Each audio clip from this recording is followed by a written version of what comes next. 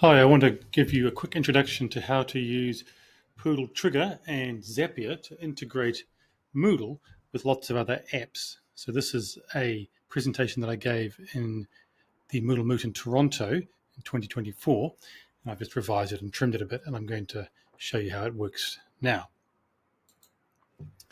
So a zap is a combination of a trigger and an action.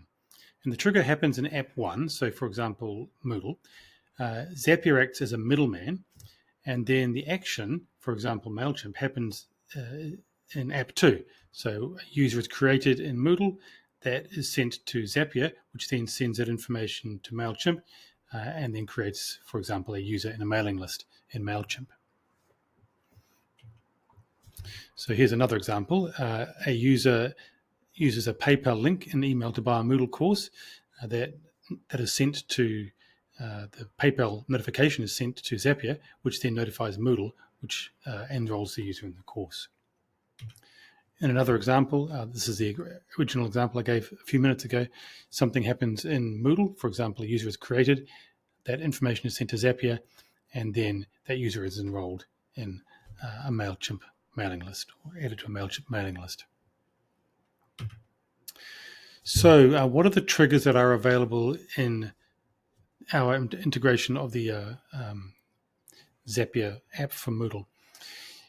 We've got a course completed event, a quiz attempt submitted event, a new user created, a user updated, a new course enrollment deleted, and a user leveled up. So when any of these things happen, we can notify Zapier to perform an action in a different app. And on the other side, we've got actions. So we can perform these things as a result of an action in another app via Zapier. We can create a Moodle user, delete a Moodle user, update a Moodle user, find a user from a list, and then perform a subsequent action on that user. Add a user to a group or cohort, remove a user from a group or cohort, enroll a user in a course, unenroll a user from a course, and custom action. Custom action allows you to register other actions that are available in Moodle, but we haven't pre-made them, and they can also respond to triggers. Okay, so how do we set this all up?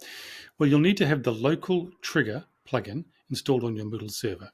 So that's available at that URL there, GitHub Justin Hunt Moodle-local_trigger. You'll need to create a dedicated Moodle user, and that Moodle user is the one that Zapier will log in as to do the various functions that you ask of it. There's a little bit more to say about that, but there's a document that you can follow to see how to do that. You will need a Zapier account, of course, and then make lots of cool apps. Okay, so we're going to do one of these apps now. We're going to integrate Moodle with a Google Sheet. So basically, when a user is added to a Google Sheet, we are going to create that user in Moodle. What do we need for that? We're going to need a Moodle site and the Poodle Trigger plugin. That's the local trigger plugin. A Zapier account, Google Sheet, and Google account to sign on as, and that web services token for Moodle. Okay, let's go and do it. So we already have made this zap. I'm going to actually go through and show you how that works first, and then we'll delete that zap and we'll make it again.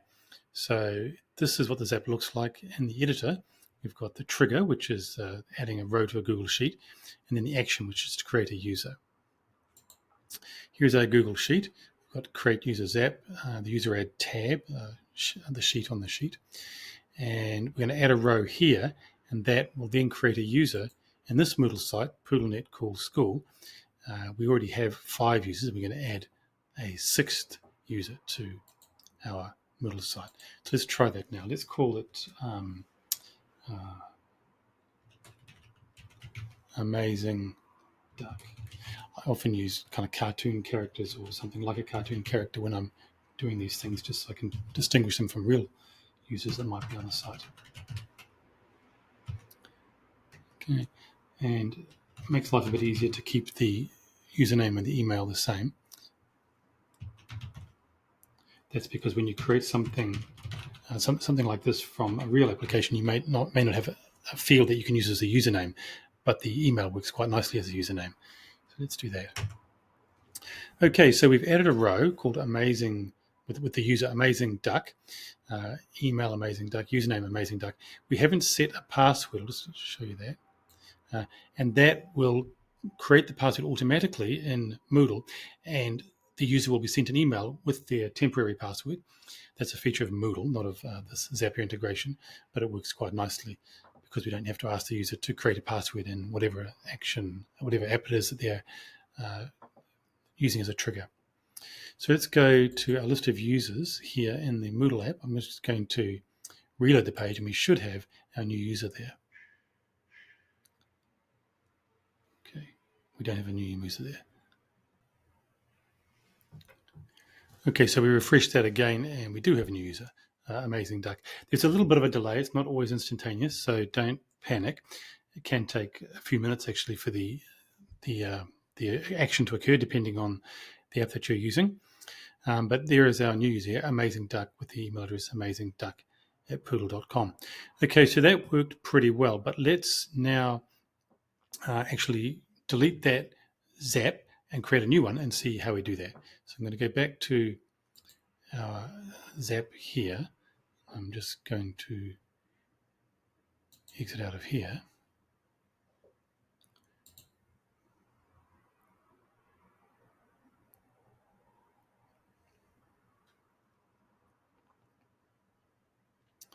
So I've got a lot of Zaps. Here is a Zap that we've just used here, Google Sheet to new Moodle users. So we are going to delete that. We could actually disable it, I suppose, but we're going to delete that. Start completely from scratch. Create a new Zap.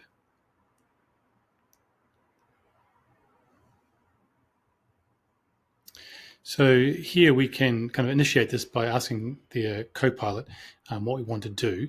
That doesn't always work that well, but let's try it. So I want to create a new user in Moodle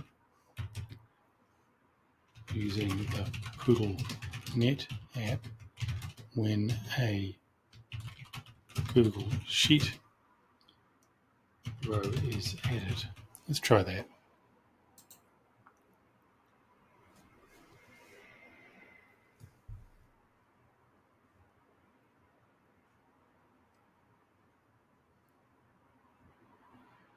Oh, so you look at that. It's done pretty well for us, isn't it? It's got a Google Sheet, new spreadsheet row, and then Poodll NET create a user.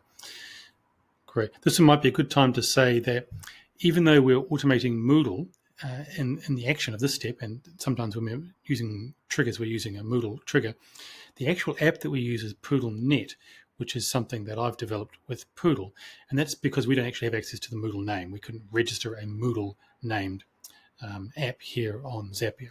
So although it's a bit confusing, it works just as well as if it was called Moodle. Okay, so we've got action, new spreadsheet. We're going to need to specify which Google Sheet we want to use and the data from that sheet. So that happens on the next step. We've already authenticated with Google, so that's why it's not asking us to do that. But if you do this from scratch for the very first time, you'll actually have to link your Google account with Zapier. Okay, so now I get to choose a spreadsheet. Now I've got lots of spreadsheets, but it should choose the most recent one for me. So there, create users app. That's nice. And then we've got this sheet within our Google Sheet, which is the user add sheet. So that's the one that we want to use. That should be here, user add. Great, continue. Test your trigger. So that's going to make sure that actually works okay. And this is quite an important step because it also fetches sample data that we're going to use to map from the information that the trigger creates to what the action needs. So click test trigger. And it's pulled a sample row for me. That's nice. So now we're going to go to our Poodll NET app, and it's already chosen the event, which is to create a user. We already, again, have linked our Poodll NET or our Moodle NET site, our Moodle site, so we don't need to do that. But the very first time you do this, you will need to link your Moodle site. And for that, you'll need a web services token, and there's more information about that elsewhere about how to get that web services token that you need for the Poodll NET and local trigger plugin. Okay, and These are the fields that the Poodll NET create user action requires: first name, last name, email, username, and password, which is optional. So we need to map the data from this spreadsheet, which should have been fetched when it did the test in the trigger action. We need to map that now. So I'm going to go here and I'm going to click like that. And here is my spreadsheet row, which is wonderful. I'm looking for the first name, which is, in this case, amazing. That's the sample data because it's the last of the rows that was in that sheet. That's nice. Okay. Then we've got the last name. So let's choose last name, which in this case is Duck. Wonderful. And then we've got the email. So click on this one. We've got email. That's nice.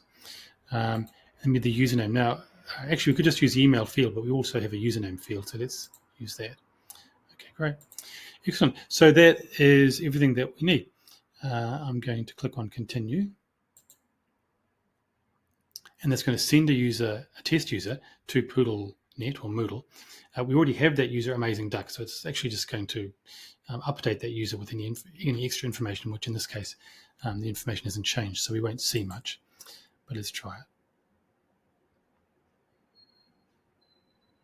Okay, so publish.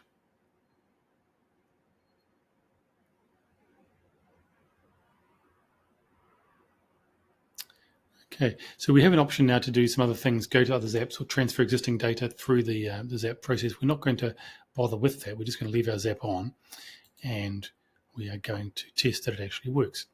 So we go back to our create user Zap role, and we're going to add a new user, and let's call this user Pat, Postman Pat.